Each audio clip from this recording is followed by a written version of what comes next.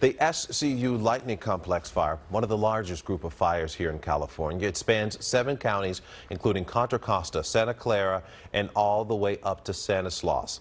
But we're actually now learning that the growth of that fire has slowed again overnight. NBC Bay Area, Bob Redell, he's live for us in Livermore with the latest there. Bob? Yes, the SCU fire only grew about a few thousand acres overnight.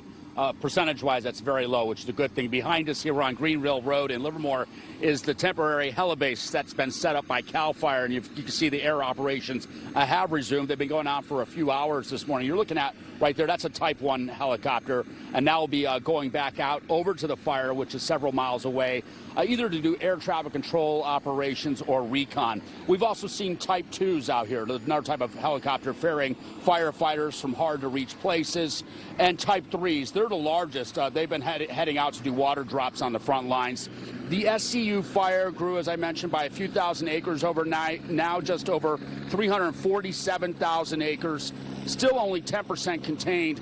And lightning, this is good news, caused only one fire last night. They were worried that it could be more than that, but it was only one fire, and now it's kept to a half acre. Okay, back out here live where you can see that chopper's getting ready to take off. And if you look in the background, you can see how smoky it is.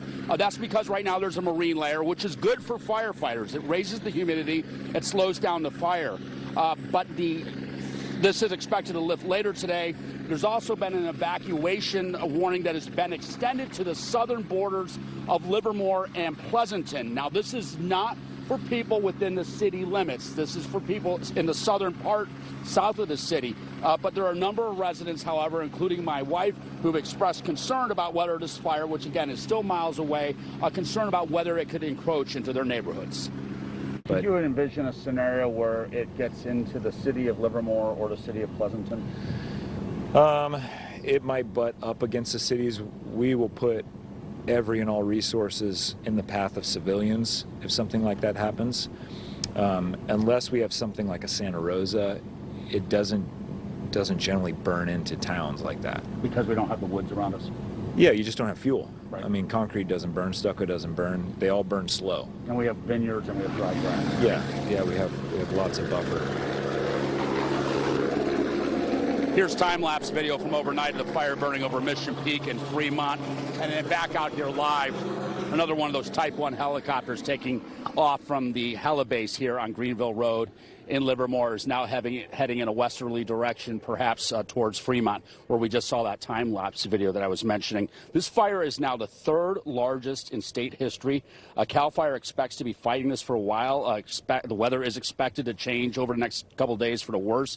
Humidity will go down. Also, they're very limited on their resources. Normally on a fire this size, it'd have around 4,000 men and women.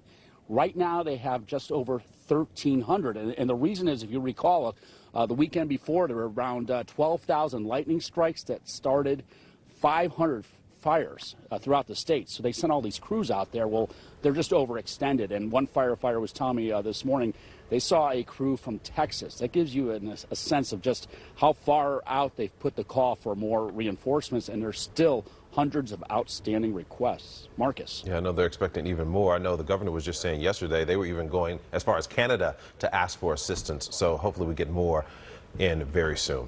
All right, Bob, thanks.